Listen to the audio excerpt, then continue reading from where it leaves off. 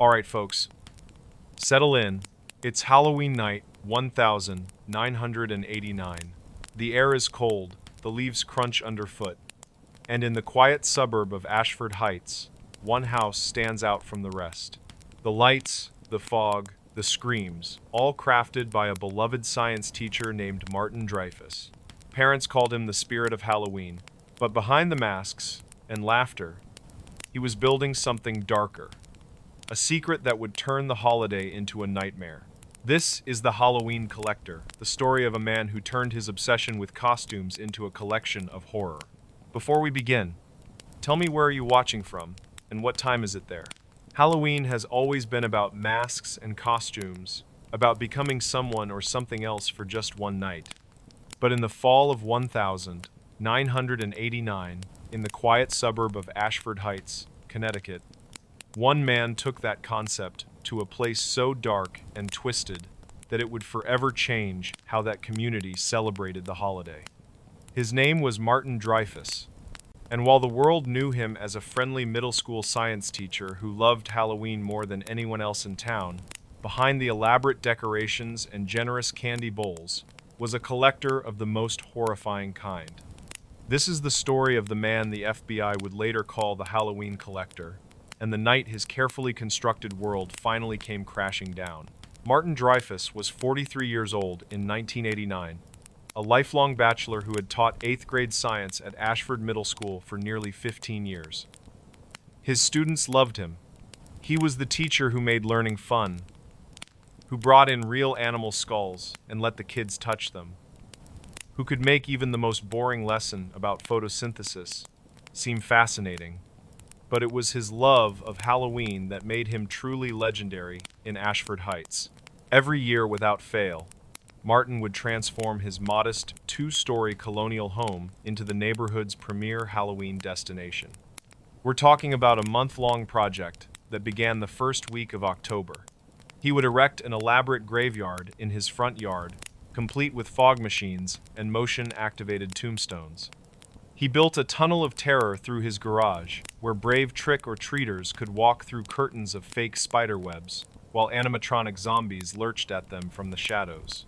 And his decorations weren't cheap store-bought plastic. Martin was an artist. He hand-sculpted his own props, creating incredibly lifelike corpses and monsters that were so realistic that parents would sometimes complain they were too scary for young children. But Martin would just laugh in that good-natured way of his and say that Halloween was supposed to be scary. On Halloween night, he would dress in an elaborate costume, something different every year. One year, he was a plague doctor with an authentic-looking leather mask. Another year, he was a convincing werewolf with professional-grade prosthetics. He would stand on his porch from 5 in the evening until well past 10 at night, personally greeting every single trick-or-treater, acting out his character, and handing out full-sized candy bars. The kids would line up down the block just to visit Mr. Dreyfus's house. Parents considered it a rite of passage. But what none of them knew, what no one could have possibly known, was that Martin's obsession with Halloween, with masks and costumes and transformation, had a much darker purpose. He wasn't just celebrating the holiday. He was hunting. The first sign that something was deeply wrong came on the morning of November 1st, 1989. A 13-year-old girl named Rebecca Hartley had gone trick-or-treating the night before with a group of her friends. They had visited dozens of houses, including Mr. Dreyfus's elaborate haunted setup. Rebecca had come home around 9:30 that night, showed her parents her haul of candy, and gone to bed. But when her mother went to wake her for school the next morning, Rebecca's bed was empty. The window to her second-floor bedroom was open, and the screen had been carefully removed from the outside and placed on the floor. Rebecca was gone. The Ashford Heights police launched an immediate investigation. They quickly discovered something that made their blood run cold. Rebecca wasn't the first. When they started digging through old missing persons reports from surrounding towns, they found a pattern. Over the past 7 years, 6 children had vanished on Halloween night or in the early morning hours of November 1st. All of them were between the ages of 12 and 14. All of them had been trick or treating in their respective neighborhoods. And in every single case, they had disappeared from their bedrooms through a second-story window that had been opened from the outside. The realization was horrifying. Someone had been using Halloween as cover, watching children as they trick-or-treated, following them home, and then returning in the dead of night to take them. A serial kidnapper had been operating across Connecticut for 7 years, and no one had connected the dots until now. The FBI was called in immediately. Special Agent Sarah Chen led the task force. She was a specialist in child abduction cases, and she knew they were in a race against time. Statistically, if Rebecca was still alive, they had maybe 72 hours to find her before her chances of survival dropped to almost zero. The investigation was massive and frantic. Every registered sex offender in a 50-mile radius was brought in for questioning. They set up roadblocks and searched vehicles. They brought in bloodhounds and searched the woods surrounding Ashford Heights. But they found nothing. Rebecca had simply vanished. It was Rebecca's best friend, a girl named Jennifer, who provided the first real lead. She told investigators that when their group had visited Mr. Dreyfus's house, he had been dressed as the Grim Reaper, complete with a black hooded robe and a realistic skull mask. He had been handing out candy and acting scary as usual. But Jennifer mentioned something odd. She said that Mr. Dreyfus had seemed particularly interested in Rebecca. He had complimented her costume, which was a simple vampire outfit, and had asked her several questions about where she lived and whether she lived on a first or second floor. At the time, Jennifer thought he was just being nice and making conversation. But now, in the context of Rebecca's disappearance, it felt sinister. Agent Chen decided to pay Martin Dreyfus a visit. It was just a routine interview, she told herself. After all, he was a respected teacher with no criminal record. He had lived in Ashford Heights for over 20 years. There was no reason to suspect him. But Chen was a careful investigator, and she knew that sometimes the monster is hiding in plain sight. When she and 2 local detectives arrived at Martin's house on the afternoon of November 2nd, they found him in his front yard taking down his Halloween decorations. He was friendly, cooperative, and seemed genuinely shocked and saddened to hear about Rebecca's disappearance. He invited them inside for coffee. The inside of Martin's home was neat and tastefully decorated. There were bookshelves filled with science textbooks and classic literature. His walls were covered with framed photos of his students over the years, all smiling at science fairs and field trips. He seemed like a devoted teacher. When asked about Halloween night, Martin had a detailed recollection. He remembered Rebecca's group visiting. He confirmed that he had chatted with her briefly about her costume. But he insisted he had spoken to probably 200 kids that night, and Rebecca hadn't stood out in any particular way. He provided his whereabouts for the entire night. He had been on his porch until 10:15, then had spent about an hour cleaning up, and had gone to bed around midnight. He lived alone, so he had no alibi for the overnight hours, but neither did most single people. Agent Chen thanked him for his time, and the investigators left. But something was bothering her. It was nothing concrete, just a feeling.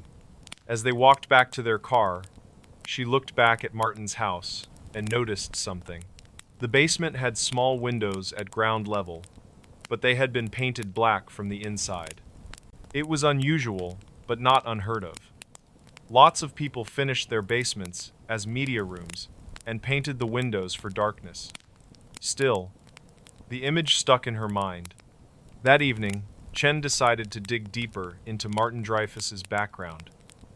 What she found was a life that was almost too normal, too carefully constructed. He had no family. Both his parents were dead, and he had been an only child. He had never been married, never even seemed to have dated. His entire life revolved around his job and Halloween. She pulled his employment records and found that he had taken personal days from school during the first week of November for the past 7 years. And when she cross-referenced those dates with the missing children, she felt her heart start to race. Every single time a child had vanished on Halloween, Martin Dreyfus had taken the next 3 to 5 days off from work. Chen knew she didn't have enough for a warrant. Circumstantial evidence and a bad feeling wouldn't convince a judge. But she couldn't shake the certainty that was growing in her gut. She decided to put Martin under 24-hour surveillance. If he was their guy, and if Rebecca was still alive, he might lead them to her. For the next 18 hours, nothing happened. Martin went to school, taught his classes, came home, graded papers. He seemed completely normal. But then, at 2:30 in the morning on November 3rd, the surveillance team watching Martin's house radioed in. Martin had just left his house carrying a large black duffel bag. He got into his car and started driving. Chen and her team followed at a distance. Martin drove for nearly 40 minutes, heading away from the suburbs and into a rural area of thick woods and abandoned farms. He finally pulled off onto an old logging road and drove about a mile into the forest. The FBI team, now including a full tactical unit, followed on foot. What they found, hidden deep in the woods, was a small, dilapidated hunting cabin that had been abandoned for years. Martin had parked his car and was walking toward the cabin with his duffel bag. Chen gave the order, and the tactical team moved in. They breached the cabin door just as Martin was descending a set of wooden stairs into a hidden basement. The scene that greeted the investigators in that basement was the stuff of nightmares. It was a small underground room, maybe 12 by 12 feet, with stone walls that had been reinforced with soundproofing material.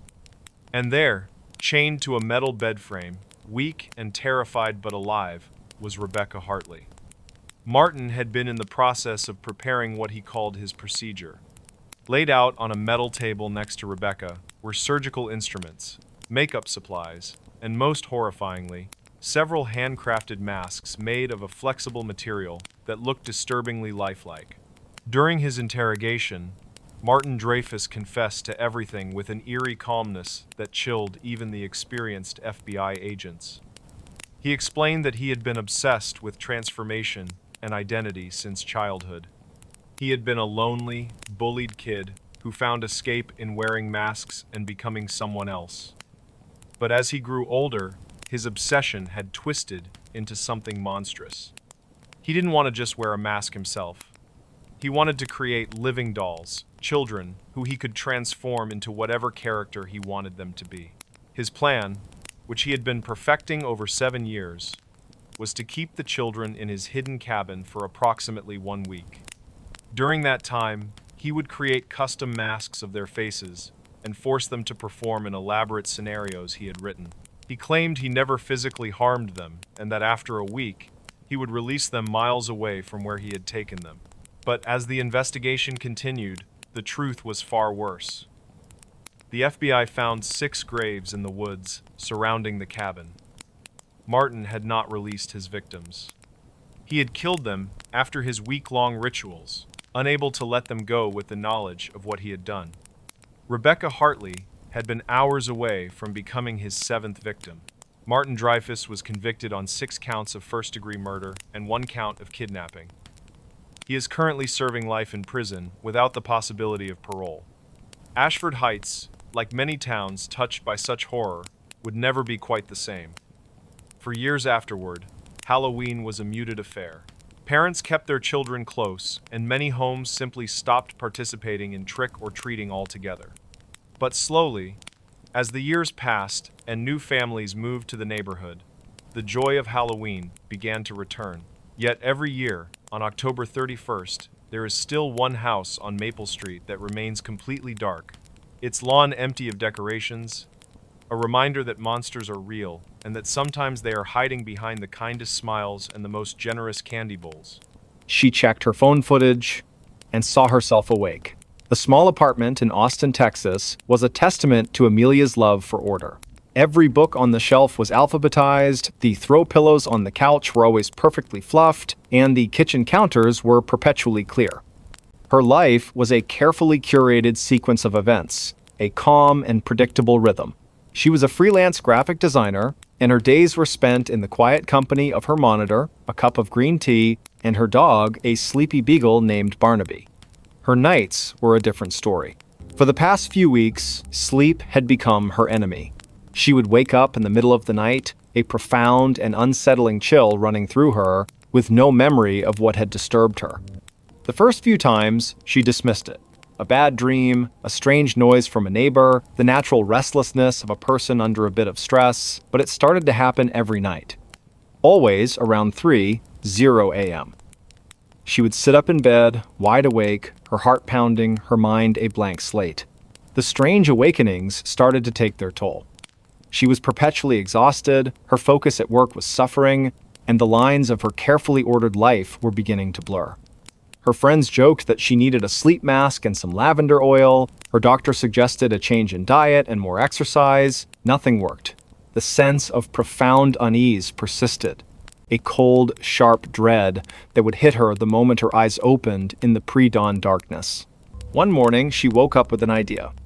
It was born of desperation and a need for proof. She would record herself sleeping. It was a simple solution. She would set up her phone on a small tripod at the foot of her bed, start the video recording, and in the morning, she would have her answers. Maybe she snored. Maybe she thrashed around in her sleep. Maybe a neighbor's loud music was the culprit. Anything was better than the quiet, terrifying unknown. The first night, she set up the phone, pressed record, and climbed into bed, feeling a strange mixture of relief and foolishness. She fell asleep quickly, the exhaustion finally winning the battle. She woke up at 3:07 a.m., just a few minutes later than her usual time. The same icy dread washed over her. She got up, stopped the recording, and went back to sleep. Her mind filled with a faint sense of disappointment that she had woken up again. The next morning, with a cup of coffee in hand, she sat down at her desk to watch the video. She fast-forwarded through the footage, watching her sleeping form, seeing the steady rise and fall of her chest, Barnaby curled up at her feet. She skipped ahead to the 3:00 a.m. mark. She watched herself stir in her sleep, her body tensing, and then her eyes snapped open, just as she remembered. She sat up in bed, her face a mask of fear. She watched herself look around the room, her head slowly turning from side to side. Then, she saw something else on the screen, something she hadn't seen in the moment. In the background of the shot, just by the open closet door, a shadow seemed to deepen. It was an unnatural movement, a thickening of the darkness. It was slow and deliberate, like someone stepping out from the shadows. She froze, a cold shiver racing down her spine. The figure was gaunt, tall, and dressed in a long dark coat. Its hands were impossibly long, the fingers like spidery branches. It took a step out of the closet and stood there, motionless, watching her sleeping form. The Amelia on the screen was looking at it now.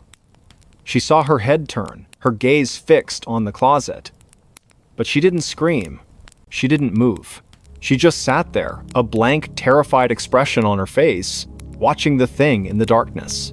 The figure in the coat raised one of its long arms, and slowly, gently, it waved. A single, slow motion, like a farewell. Then it simply faded into the darkness, the space where it had been returning to normal. Just as the figure vanished, the Amelia on the screen shuddered, and her eyes, now filled with tears, looked down at her lap. A few seconds later, she reached for her phone, and the video ended. Amelia's mind was reeling. This was not a nightmare. This was real. She was not waking up on her own. Something was waking her up. Something that was waiting in her closet, watching her. She didn't know what it was. She didn't want to. She went back to the footage, pausing it, zooming in. The image was grainy, but the features were undeniable. The gaunt face, the impossibly long limbs, the dark coat. It was a thing of nightmares, come to life in her quiet, orderly apartment. She tried to rationalize it. A glitch in the camera? A trick of the light?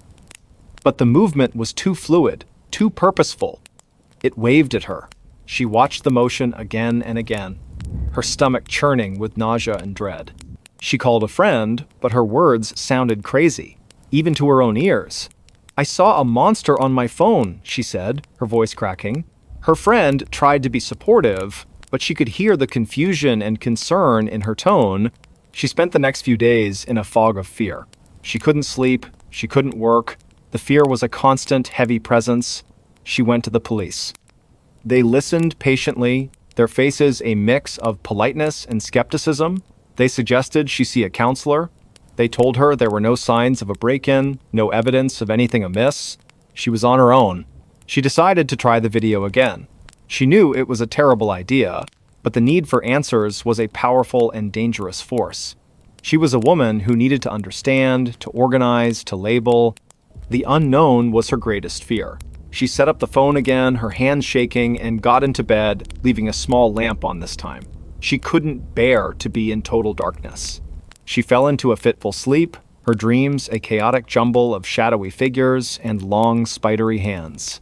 She woke up, as always, at 3:00 a.m. Her eyes opened, and she felt the now familiar chill. She looked at the closet door. It was closed. She felt a brief moment of relief. Then she heard it. A soft, rhythmic tapping. It was coming from inside her closet. A slow, gentle tapping, as if something were drumming its fingers on the back of the door. The sound was not loud, but it was so deliberate, so unnatural, that it was 1,000 times more terrifying than a scream. She watched the closet door, her eyes wide with fear. The tapping stopped. Then she heard a faint, scratching sound. It was coming from the floor, just beneath the door. She watched as a small, thin, black object slid out from under the door. It was a piece of paper, folded into a perfect square. It was pushed all the way out into the middle of the floor, and then the scratching sound stopped. She was too terrified to move, to breathe. She waited until the first light of dawn broke through her window. The terror had given way to a quiet, cold determination. She got out of bed, her body stiff with fear. She went to the paper and picked it up. Her hands were shaking so badly she could barely unfold it. Inside, there was a single sentence, written in a spidery, unsettling script. "I miss our conversations." Her mind went blank. Conversations? What conversations? She didn't remember any conversations with a shadowy figure. The thought was horrifying. She had been awake. The video had shown her. But she had no memory of it. The thing in her closet was waking her up and speaking to her, and then somehow making her forget. It was more than a presence. It was a parasitic memory, a dark companion that was slowly, patiently stealing her waking hours. She ran. She didn't pack anything. She grabbed Barnaby, her keys, and her wallet, and she ran out of the apartment. She didn't stop to call anyone. She drove to the nearest motel, checked in, and sat on the bed in the middle of a brightly lit room, her phone footage playing on a loop. She watched herself, her sleeping self, a quiet, unsuspecting prey, and she watched the shadowy figure, a patient predator, waiting for her to wake up. She never went back to the apartment. She abandoned her furniture, her belongings, her carefully curated life. She moved to a new city, a place with a different time zone, where 3:00 a.m. was not 3:00 a.m. anymore. She installed security cameras throughout her new apartment, and she never, ever slept with her closet door closed. She started therapy, a long, difficult process of trying to understand the gaps in her memory and the nature of the fear that had become a constant companion. She learned about dissociative amnesia, about the mind's way of protecting itself from trauma, but she knew this wasn't just a psychological break. It was something else. Months turned into a year. She was beginning to heal. She had a new job, new friends, a new rhythm. The terror had receded, replaced by a quiet, lingering vigilance. The memory of the figure in the coat was a dull ache in the back of her mind, a scar from a wound that would never fully close. She still sometimes woke up in the middle of the night, a cold dread in her stomach, but she would check her phone, the time would be a random number, and the fear would subside. She told herself she was okay. She told herself she was safe. Then, one night, she was having a restless dream, a dream of a long, dark hallway and a gaunt figure waiting at the end. She woke up with a gasp, her heart pounding. The clock on her nightstand read 3:00 a.m. A profound, icy coldness filled her room, seeping into her skin. Barnaby, who was sleeping at the foot of her bed, suddenly sat up, his ears twitching, and he began to growl, a low, guttural sound. He was looking at the closet door. It was closed. A single, small piece of paper slid out from under the door, unfolding as it went. It was a perfect square. It came to rest in the middle of her floor. Her breath caught in her throat. She looked at Barnaby, and he was still growling, his eyes fixed on the paper. She was terrified, but a new feeling, a feeling she hadn't known before, was rising within her. It was a cold, quiet anger. This thing had stolen her peace, her home, her memories. It had chased her across states. She wasn't going to run anymore. She got out of bed, her legs trembling, but her resolve firm. She walked over to the paper, and with a hand that was surprisingly steady, she picked it up. She unfolded it and read the words, written in that same spidery, unsettling script. "You can't outrun me." She looked at the closet door. "I know," she whispered into the darkness, her voice filled with a strange new power. She crumpled the paper in her hand and threw it in the trash. She went back to her bed and lay down, her heart still pounding, but the fear was different now. It was no longer a terror that paralyzed her. It was a challenge. She had been a victim for too long. She had been running. But what would happen if she stood still? She didn't know. But she was finally willing to find out. She would stay in this apartment, she would find out what this thing was, what it wanted, and she would fight it. She wasn't going to let it steal another minute of her life.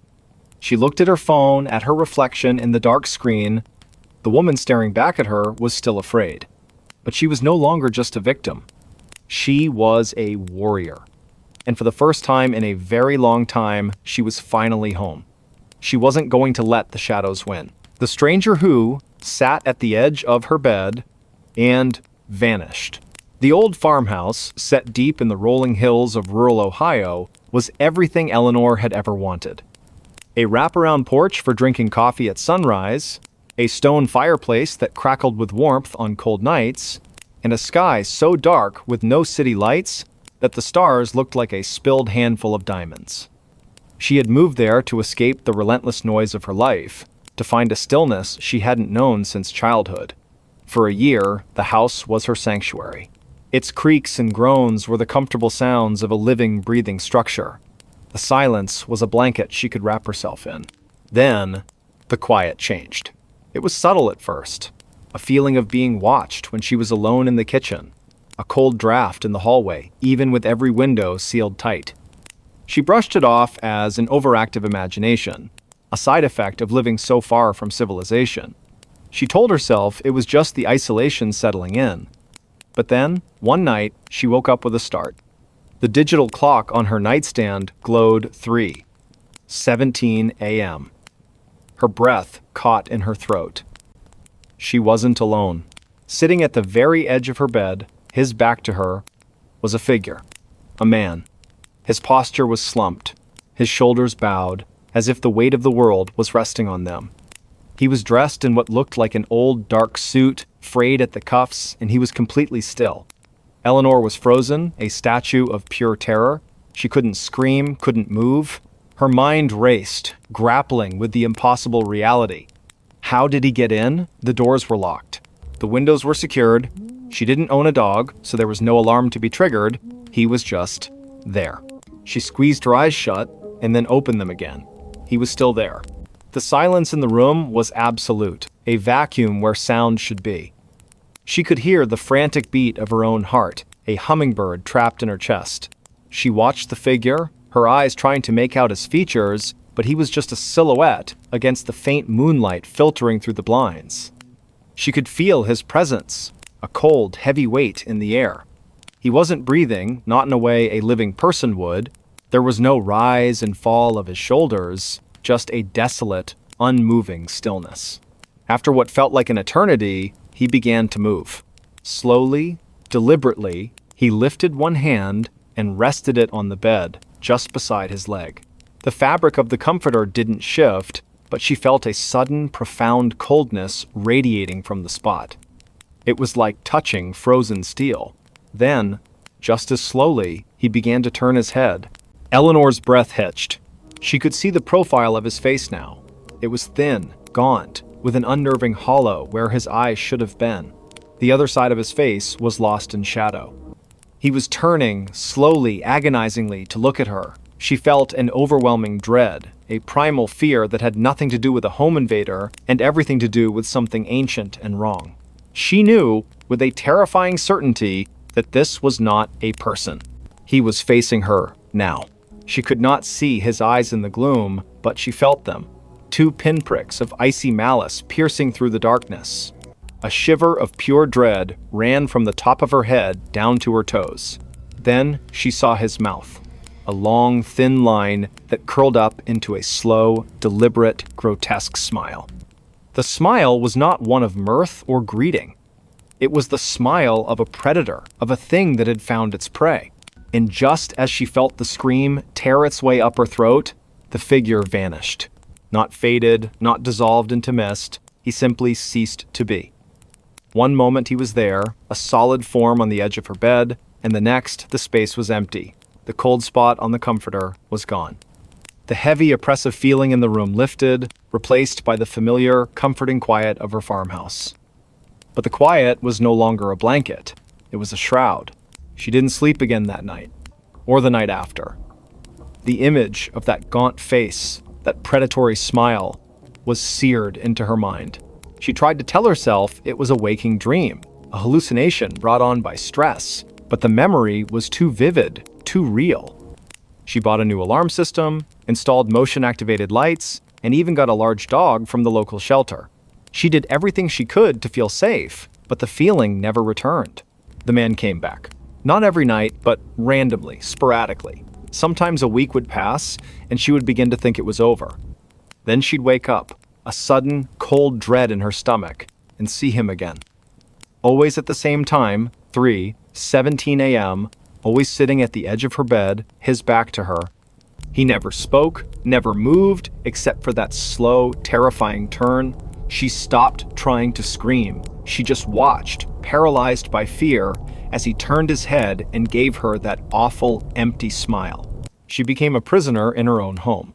She would stay up until 4:00 a.m. every night, drinking endless cups of coffee, trying to outlast the visitation. She would fall asleep in the armchair in the living room, with the lights on and the TV playing, but she would always wake up in her bed with a cold chill and the gnawing certainty that he had been there, that he had watched her, and then, at 3:17 a.m., had appeared to sit with her. She began to notice other things. Objects moved in her house, the books on her shelf would be out of order, a favorite teacup would be in the wrong cupboard. Her dog, a large and boisterous golden retriever, would often whimper and refuse to enter her bedroom after midnight. He would stand at the doorway, hackles raised, and growl at something Eleanor couldn't see. He saw him. She knew it. He saw the stranger. Desperate, she started researching the history of the house. She went to the local historical society, poring over brittle, yellowed documents. She found a story about the family who had built the house in the 1880s. The family, the Andersons, had a young son named Elias, who was an artist. He was known for his beautiful, unsettling portraits, particularly of a gaunt, shadowy figure he called the Watcher. He claimed the figure sat with him every night, watching him paint. The story ended abruptly. Elias was found dead in his bed, an expression of profound terror frozen on his face. The official cause of death was an unknown fever, but the town whispers suggested something else. Eleanor felt a cold dread, so complete it was a physical weight. The date of Elias's death? October 17th, 3:17. The time of her own terrifying visitations. Elias had seen the stranger too. He had painted him, given him a name, and then he had died. Was that what the stranger wanted? To be acknowledged? To be seen? The thought was terrifying. It wasn't a haunting, it was a possession. A slow, patient claiming of a soul. She couldn't stay in the house. Not anymore. She put it up for sale, listed it with a local agent who didn't ask too many questions. She packed her things with a desperate, feverish speed. As she placed the last box in the back of her car, she felt a profound wave of sadness. She loved this house. It had been her sanctuary, and now it was a cage. She couldn't shake the feeling that she was abandoning Elias, leaving him with his tormentor. She decided to do one last thing before she left. She went back inside, into her bedroom. She looked at the empty space at the edge of her bed, where the stranger sat. "I'm not like Elias," she whispered into the empty room, her voice trembling. "I'm not an artist. I can't paint you. I can't keep you here." She went to her desk and found a piece of paper and a pen. She didn't know why, she just felt compelled to. She wrote the numbers 3, 17 in large, clear script. And below it, she wrote, "I see you." She left the paper on the bedside table and walked out of the room, closing the door behind her. She didn't look back. She got in her car and drove away, the headlights illuminating the winding country road as she left the dark, silent house behind. She moved to a small apartment in a bustling town, a place full of noise and people and light. She felt a profound sense of relief. For a while, she slept soundly, the sounds of traffic and neighbors a comforting lullaby, but every night, at 3:17 a.m., she would wake up, not to a presence, not to a cold spot, but to a feeling of profound loss and loneliness. She would sit up, her heart aching with an emptiness she couldn't explain. One night, she dreamt of the farmhouse. She was in her bedroom, and she saw the stranger sitting on her bed, his back to her. But this time, he wasn't alone. Another figure was sitting beside him, a young boy, dressed in an old-fashioned suit. He was sketching in a notebook, a gentle smile on his face. He looked at her and then back at his drawing. The stranger turned his head and looked at her. He didn't smile, his grotesque smile. He just stared at her with that hollow place where his eyes should have been. And then, slowly, he nodded. A single, clear gesture. He had found someone else, a companion, and he had let her go. She never saw the stranger again. The cold feeling at 3:17 a.m. faded over time, replaced by a quiet sense of closure. She often wondered what had happened to Elias, and why the stranger had chosen him, and then her. She realized, in the end, that it hadn't been an act of malice. It had been a slow, lonely companionship. The stranger had been looking for a friend, a kindred spirit, a fellow watcher of the night. And now, he had found one. She lived the rest of her life in the city, far from the quiet of the Ohio hills.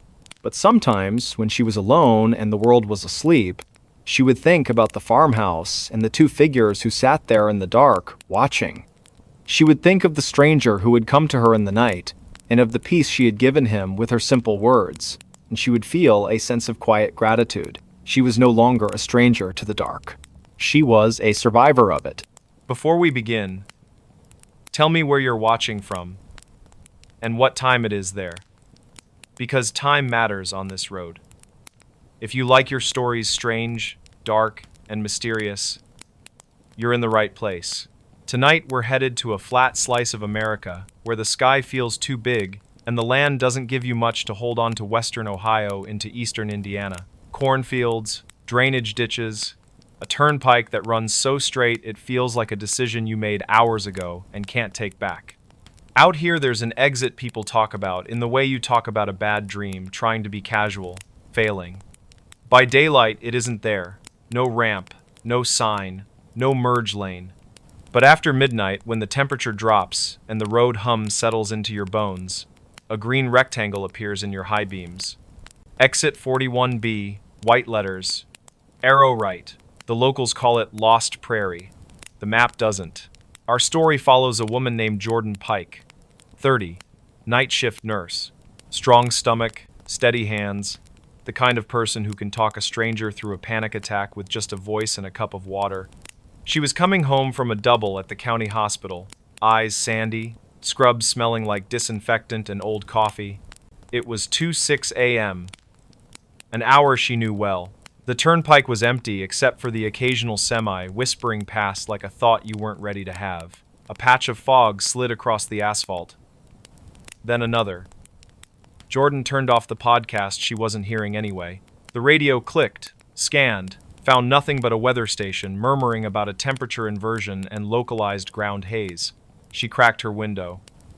Cold air pushed in, heavy with cut hay and something sweeter, like fruit that's 2 days past ripe. The first sign appeared so gradually it felt like it had been there the whole time. Exit 41B, Lost Prairie, 1 mile. Jordan frowned. She knew this stretch. She knew every diner, every billboard for fireworks and fireworks attorneys. She did not know Lost Prairie. It was all fields out there, a fence line, a row of windbreak trees leaning the same way year after year. Half a mile later, another sign. White arrow. Services icons.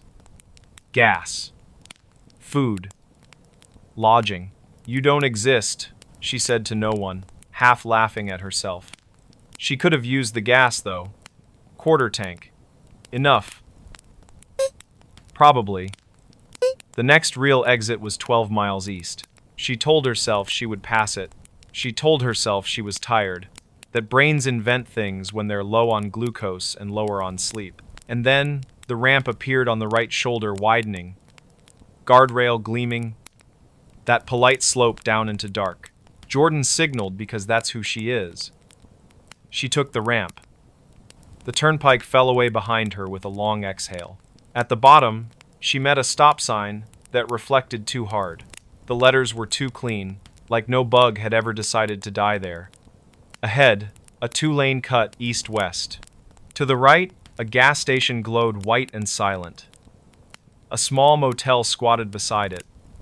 Single story, doors painted that particular tan only motels believe is comforting. A diner with a chrome smile was set back from the road, open, flickering in red, as if someone was pinching the wire. Jordan turned toward the light. The gas station looked like a stage set. Pumps wrapped in plastic that wasn't torn, just loose. The credit card screen on pump 3 displayed a blinking cursor that never advanced. The clerk's area was stocked and empty, the sort of empty that says, "I'll be right back," and then never is. Jordan walked to the door and tried it. Locked. She cupped one hand to the glass and looked in. A handwritten sign leaned against the register, the paper browned at the edges. "Back in 10. Sure," she said softly. She checked her phone. 1 bar, then none. The clock ticked from 2:12 to 2:12. She could have left. Should have. The tank would make 12 miles. The turnpike was a left and a right away. Simple as heartbeat. But the diner's neon winked at her again, and she realized her hands were shaking. Food would fix that. Coffee would fix the rest. The diner door opened on the first push, little bell clearing its throat. Inside, everything wore a thin frosting of time, sugar shakers filmed over, a pie case holding 3 perfect slices that looked printed. The air smelled like warm toast and old pennies. A man stood behind the counter in a white shirt with a name tag that said LYLE in clean block letters. He wasn't young or old. He was the age of a thought you've had too many times. "Kitchen's still hot," he said, like they'd been talking. "Sit wherever." Jordan picked the end of the counter. It felt good to sit. The stool sighed. Lyle poured coffee without asking. The cup steamed like it was trying to say something. "Rough night?" he asked. "Long," she said. "I'm sorry. What town is this?" "I know the turnpike pretty well." "Gottly." Lyle smiled a little, like he'd been waiting for the question all night. "Lost Prairie," he said. "You're safe here." That last part didn't sound like comfort. It sounded like permission. A woman in a corner booth looked up then, hair tied in a scarf, hands around her mug like she was holding a sleeping bird. She had the expression of someone listening to a song only she could hear. Behind her, the motel sign blinked in the window's reflection, and in the blink, its letters rearranged themselves into nothing, just red worms on glass. "What's good?" Jordan asked, because asking normal questions makes reality behave. "It usually does." "Grilled cheese," Lyle said. "Tomato soup. Or pie. It's all warm." "Soup," she said. "And do you have quarters?" The motel sign said laundry. "And I need..." She trailed off. She didn't need laundry. She just wanted to ask for the coin. The impulse came the way you sometimes want to pat a dog you don't know. Lyle slid 2 quarters across the counter. They were colder than the coffee mug. "We trade square here," he said. "You can settle up before you go." Jordan picked up 1 quarter. On the obverse, Washington wore a nick across his jaw like a pale scar. She didn't recognize the state on the reverse. The outline looked like a mistake. "Where's everybody?" she asked. "Seems quiet." "Depends when you ask," Lyle said. "You coming off the pike?" "Yeah." Lyle nodded like that meant something. "Road's been hungry," he he said. Fog pulls people sideways. You found the right place to step out of it. The soup came the right red, steam curling, a skin forming and breaking like a memory. Jordan ate. The heat steadied her. Lyle didn't hover. The woman in the booth hummed without opening her mouth. At some point, Jordan realized the coffee didn't cool. It stayed at that first sip temperature no matter how long she let the conversation and the spoon trick the clock. She checked her phone again. 2:12. Again. 2:12. Can I ask you something weird? She said. Lyle tipped his head. How do I get back on the turnpike? The question sounded too heavy. She felt suddenly stupid for asking it. Like asking a lake how to be less wet. Same way you came, Lyle said. Left at the light, up the ramp. But don't look at the sign. Let it look at you. And when you merge, don't check your mirrors right away. The road doesn't like to be watched. Leaving. That's weird, he finished for her. Yeah, Jordan paid. The quarters clinked against the counter and sounded like they'd dropped too far. She stood. The bell at the door cleared its throat again as she left. Outside, the fog had thickened. Shapes moved in it, not bodies. Exactly. Suggestions. The motel's doors were all closed. In the office window, a TV blued the blinds with a show that had no sound and no cuts. She got in her car. The engine turned like it had been sleeping lighter than she had. At the intersection, the light was red. No cross traffic, no wind, just red, and the fog moving like breath on glass. Jordan waited. The red was not going to turn. When it felt like a dare, she looked down at her lap and counted slowly. 1, 2, 3. When she looked up, the light was green. The ramp rose like a dark throat. The turnpike flowed above, white lines pulsing, semis moving like planets that forgot you. She merged, eyes forward, hands soft on the wheel. For a second, only a second, she almost checked her mirror. That's the moment the urge is strongest, when the danger feels like it's already gone. She kept her eyes ahead. She breathed out. The coffee in her chest finally cooled. 10 miles later, she let herself glance to the right, where the shoulder meets the weeds. No ramp. No sign. A gap in the fence line that might have been anything. The fog thinned. The temperature lifted a degree. The radio found a song she used to love and hadn't heard in years. Her phone woke up and scolded her with notifications. She laughed then, out of nothing but relief. It came out like a hiccup and made her eyes water. At home, she slept like she'd been dropped. When she woke at noon, the quarters were on her kitchen counter where she didn't remember putting them. She picked one up. It wasn't cold anymore. It was room temperature, coin temperature, forgettable. But when she flipped it over, the state outline had decided what it was. Ohio. Of course. And yet there, in the outer ring of text, between United and States, a hairline crack that formed a tiny, narrow sliver. Like a ramp you only see if you stop trying to. Jordan went back over the next few weeks. In daylight, exit 41B was just nothing. Corn, a fence, the suggestion of a dip where rainwater collected if the wind was right. At night, she avoided that stretch, without deciding to. When coworkers asked why she took the long way home, she said construction, or deer, or boredom. You don't talk about a place like that unless you know the person hearing you won't try to go see it for themselves. People will tell you America is all mapped, that there are no blank spaces left, only smaller and smaller unknowns squeezed into the drainage ditches of the interstate. That's true, mostly. But some exits aren't for everyone. They're for the ones the road would like to keep, just for a minute until the fog decides it's bored of you. If you find yourself out there after midnight, if the green rectangle blooms ahead where there isn't supposed to be anything, if your dashboard clock decides this minute is worth repeating, here's how you pass through. Take the ramp like you meant to. Warm your hands around a coffee that refuses to cool. Pay for something simple with something small. When you go, don't look back too soon. Let the road do the leaving. And later, when you empty your pockets and a coin feels colder than it should, don't throw it out. Some places don't want your fear, they want your manners. And if you ever hear somebody at a truck stop ask where Lost Prairie is, just shake your head and say you haven't seen it in years. Then finish your coffee and go while the light is green. Every night, something stopped right outside his door at 1:47 a.m. The old house on Hemlock Lane had always felt like a different world, a relic of a time long past, nestled deep within the suburbs of Salem, Massachusetts. It was a place where history wasn't just in the books, but echoed in the floorboards and whispered in the wind that rustled through the ancient oak trees in the yard. For Liam, moving into this house had been a dream. A quiet, sprawling place with a fireplace and a library that smelled of old paper and leather. A perfect escape from the relentless hustle of city life.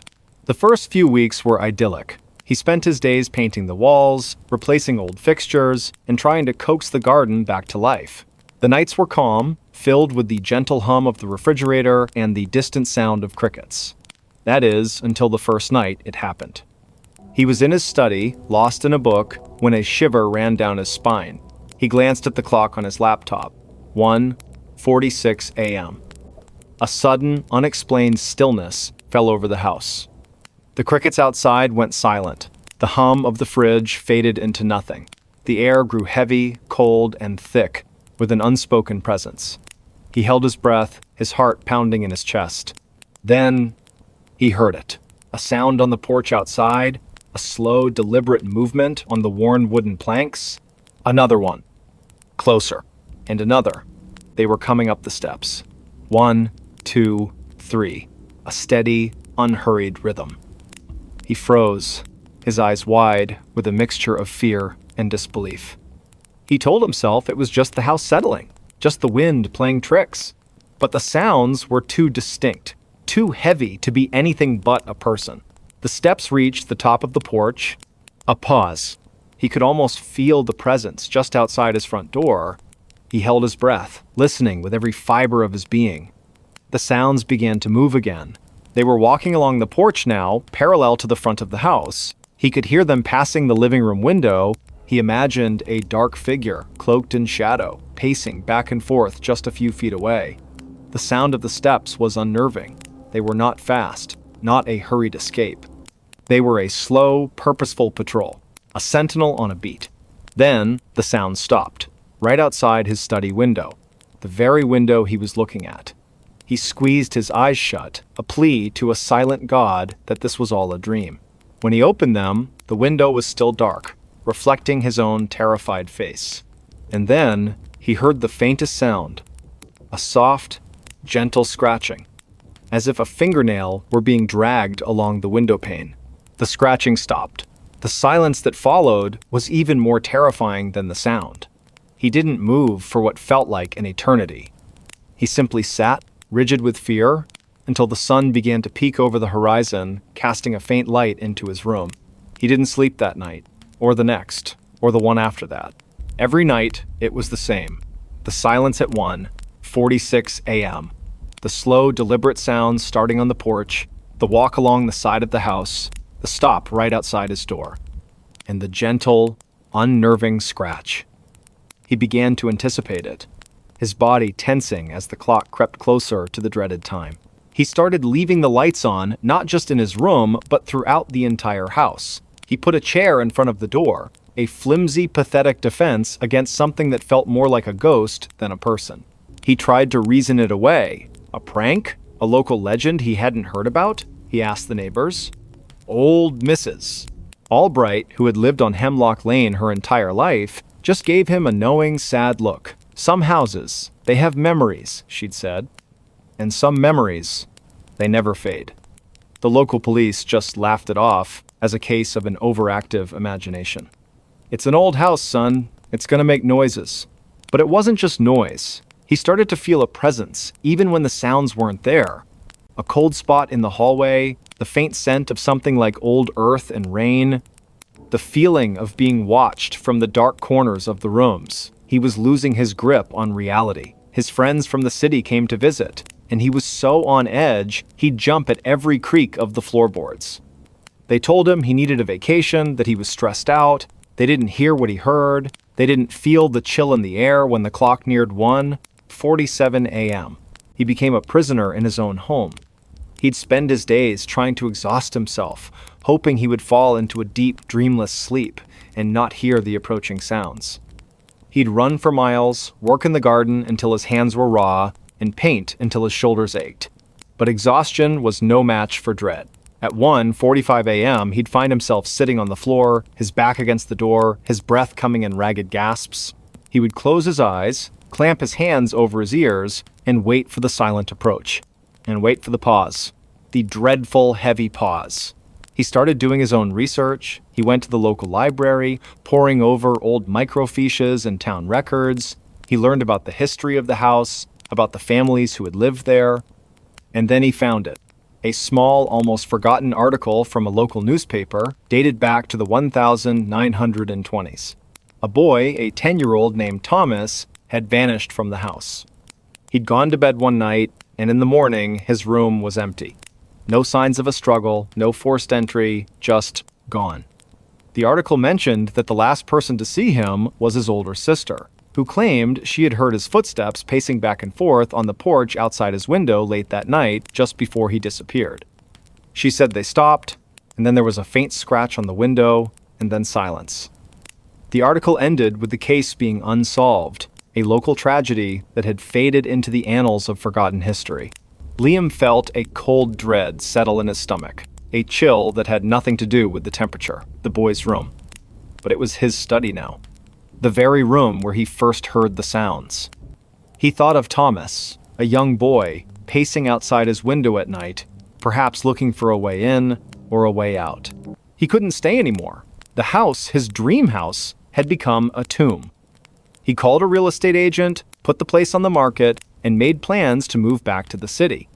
He didn't care about the money, he just wanted to be free.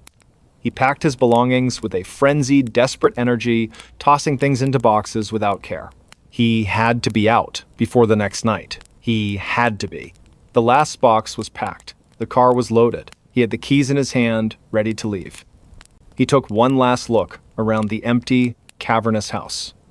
He saw the peeling wallpaper, the stained floorboards, and the way the shadows clung to the corners. He felt a sudden wave of pity for Thomas, for the little boy who had been trapped here for so long. He felt a pang of guilt. Was he just going to leave Thomas here to wait for the next person? The thought was unsettling. He went to the study, the room that was the epicenter of his terror. He stood in the middle of the room, looking out the window, his reflection staring back at him. "I'm sorry, Thomas," he whispered into the silent room. "I'm so sorry." As he stood there, a sudden, cold breeze swept through the house, even though all the windows were shut. The scent of old earth and rain was stronger now. The grandfather clock in the hall began to chime, its ancient bell echoing through the empty space. 1. A pause. 2. Pause. 3. The chimes were impossibly slow. He didn't need to look at his watch to know the time. The final chime rang out. 1:46 a.m. He heard the first sound. He felt a sudden, inexplicable urge to do something, anything, besides run. He felt a profound sadness for the little boy, a need to help. He walked to the window, his hand trembling, and gently rapped on the glass. Rap. He waited. The sounds outside stopped. The silence returned, a heavy, expectant quiet. He held his breath. Then he heard it, the sound of a single, slow movement. On the porch, just outside the front door. Another one. The sounds were not pacing anymore. They were receding, getting softer and softer, down the porch steps, back toward the yard. The sound was fading. The sound was gone. He waited in the silence, a new kind of silence, a different kind of quiet.